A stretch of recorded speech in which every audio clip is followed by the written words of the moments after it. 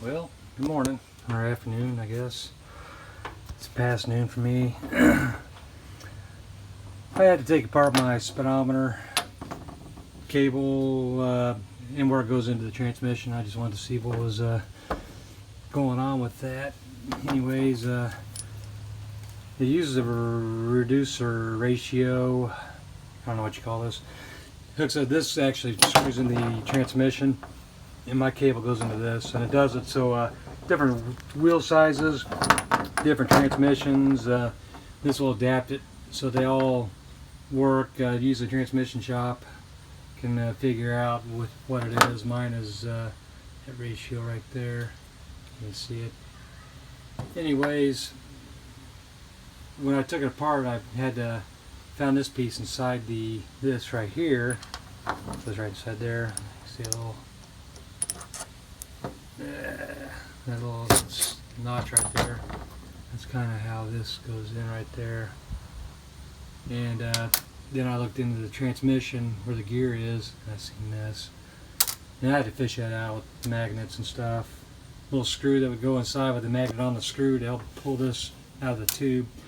So that's why that doesn't work. This driver should be in here, and it's the transmission gear drives this, and that goes through this, the ratio, and that goes into my speedometer. Anyways, excuse me.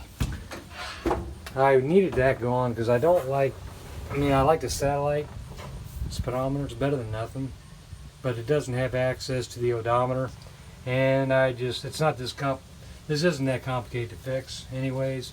So I thought I'd just dig into it, kind of figure it out. I had another gear for the transmission if I needed that. But then the nut I had to use, or the socket I had to use, is 1 1/8 and it was a thick wall, and it couldn't pull that nut off, so I wind up having to just try to fish that piece out. And I'm talking about the nut that actually holds the transmission speedometer gear in. It's like a 1 1/8, and I only had a thick wall. It was an impact type socket. I wasn't gonna go buy a thin wall just for this application. Could have checked it out, I guess, at AutoZone. They left me, but I wasn't worried about it. And by the way, shout out to my buddy here with Hella Artsy, and bought a shirt of his. Got a little magnet sticker. It's cool. These are awesome. I'll get a picture of the shirt later. My wife's actually running it to the wash right now. And good channel. If you go to Hella Artsy, it's got an awesome channel. Let me step back here. Here's the transmission gear. This is just the extra. That other piece I had was down inside this. Actually, it was right here, down inside this piece right here. And I had to fish that out. I had to use a screw that would fit inside there, and then put a magnet on the end of the screw, and then push all the way down to where it touched the little broken piece, and it was able to fish it out. Anyways, not a whole lot going on in here. I haven't really done much. There's another toolbox with some of my tools. Not really doing much. You know, I had a guy I follow. His name's Paul Barger. I'm not sure exactly how you say his last name. His Stepvan won't start. He's stuck in Florida. I guess it happens occasionally. I sent him some drawing, or a drawing, showing the starter relay. It's right here. Anyways, I don't know if he'll figure out what it is that's going on. There's a starter relay right there. I can't do this.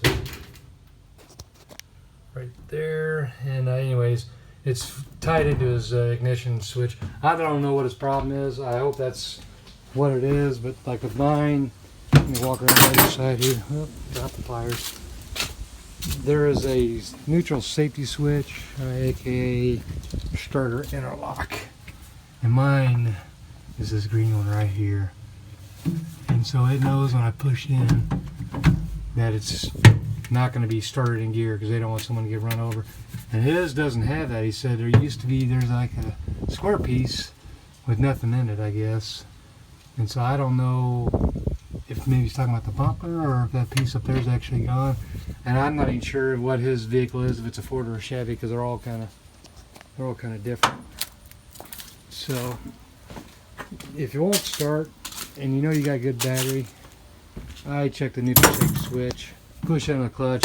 His has been modified, so I don't know. It could be that his, you know, they bypassed the neutral safety switch, but it was a commercial vehicle when he bought it, and well, before he bought it, and whoever had it originally took out the stock engine and they put in the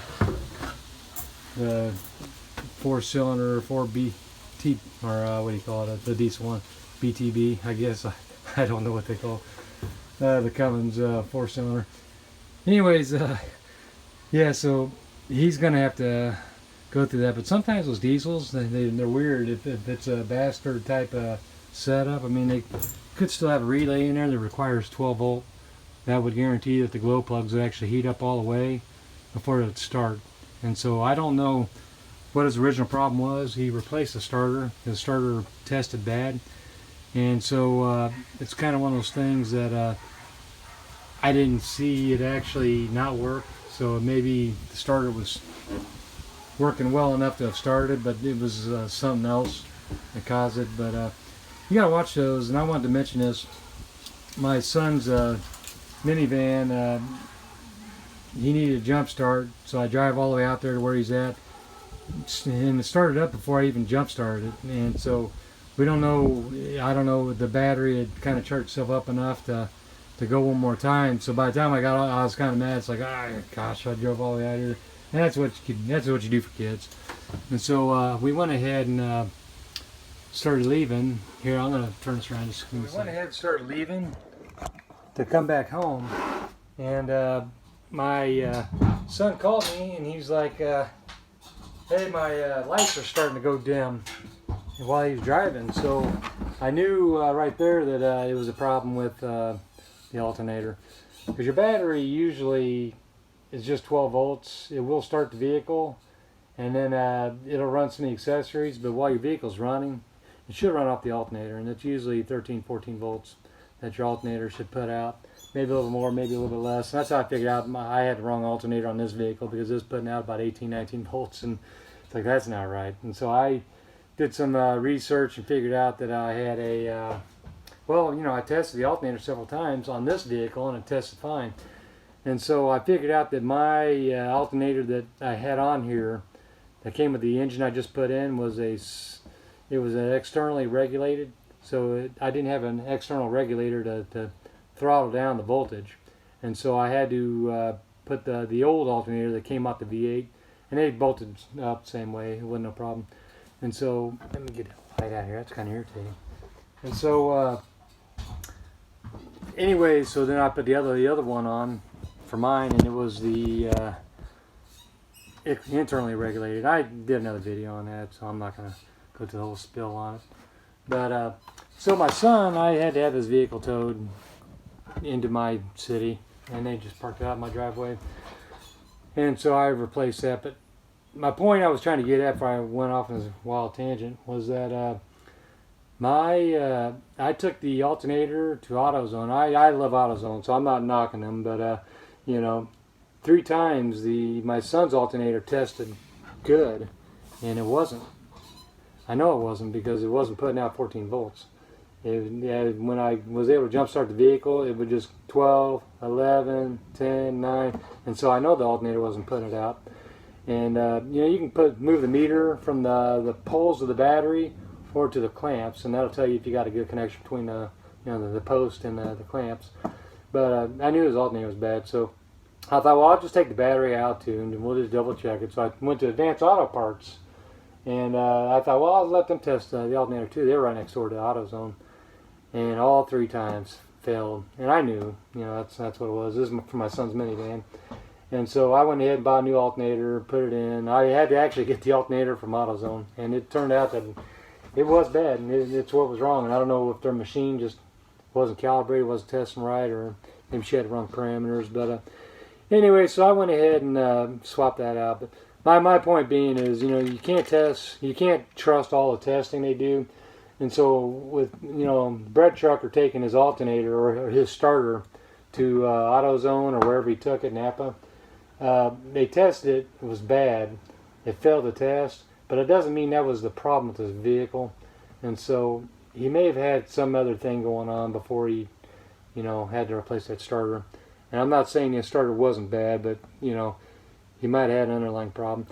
And so if he's watching this, you know, maybe he'll catch this. But I don't think he subscribes to my channel or watches any of my videos.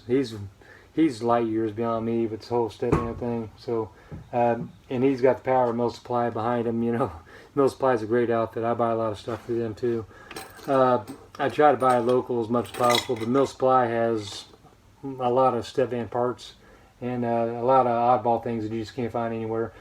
My issue is my Stepvan's a 74 and it's older, and if I want to update it to newer stuff, I can do that. But if I want to keep something vintage or try to keep it old school, they have some stuff for me. You know, and I bought my little jump seat for the passenger, and they got a lot of that stuff, you know, that will allow me to, you know, keep my Stepvan going. But there's some things I gotta go to AutoZone, Napa, whatever, or to the junkyard, you know, or eBay. I buy a lot of stuff on eBay too for this vehicle. Anyways, you know, the other thing that would cause vehicles to not start, you got coil, you know, your starter, and he put in that new starter, and that's why I say I don't know what the original problem was, if it was trying to crank or just wouldn't. You know, there's fusible links at your starter. I don't know if I could even access mine right now. Let me see if I can see it. But let me turn this around. Give me a second here. One thing I love about this door I put in here, I can access all this stuff easily without having to pull the whole doghouse out. So if you look at mine, I got fusible links in here. This is my starter circuit. I got my starter solenoid, my starter, and you know, you can check all this stuff here. So that's your positive lead right here. It's your battery positive.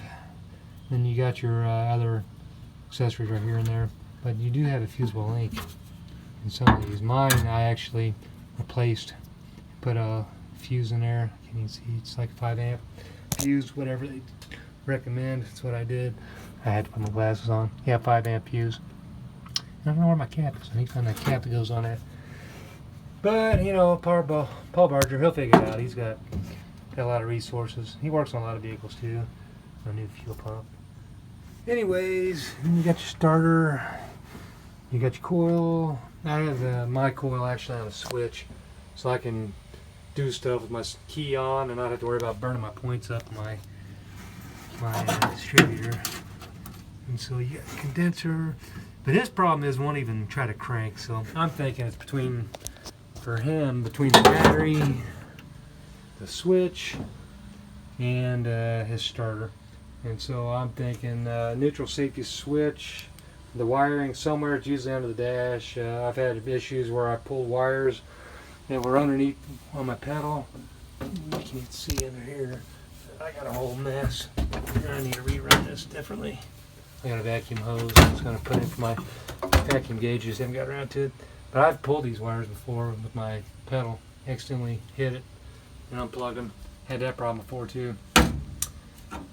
Here's my gasket. I need to place that gasket. Everything's going pretty good. My Stepvan's been running good. I haven't had any problems, no leaks. I've replaced that valve cover gasket, all's well. But yeah, I'm super excited. I drive around a little bit here and there. I haven't really driven too much since I got it finally street legal. But let me go back in here. I'm gonna turn this sideways. So like Paul Barker, let me see if I can adjust my light. Oh. Yeah, he'll get it figured out. I'm hoping, you know, what I was thinking, starter interlock, fully wires. Mine tells you 12 gauge purple with the white line. That's tells you it's got a white stripe on it. Anyways, and so all this stuff's gonna be right in here. That's just gonna complete the circuit. Hopefully that's all it is for him. Something simple like that, just a wire come loose or something.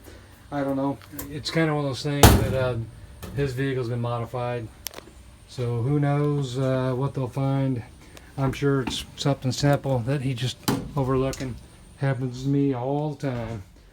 I'm still learning on these things. You know, I've worked on these kind of vehicles, not Stepvan so much, but just old vehicles for years. I got trained in the military on the diesel motors there, and I just kind of learned that I don't like diesel. I know everyone else likes it, and they are great engines and all that, but it's just more stuff to go wrong for me. You know, I don't really like having to worry about stuff that constantly goes bad. And then, you know, if you're in a hurry, you know, if you try to start them up without letting the glow plugs warm up, you run into issues with that. And it's just, for me, it's just, I don't know, something simple about a straight 6 or a V8 or something. I'm sorry, talk and put my mess away at the same time. But anyway, good luck, Paul. Hopefully you get it figured out. I'm sure you will. He's a smart guy, and he's got a lot of smart friends, way smarter than me, that help him get it figured out. And my friend Vanilla Artsy, he's a great guy. I've got a few other people. I need to do a more appropriate shout out. Gina Payne, Life's Been Good So Far, our van life with Gina Payne, I think is her channel. She's a wonderful person. There's a few others. I think Erin Crane. I can't remember what her channel's called. Refurb or something.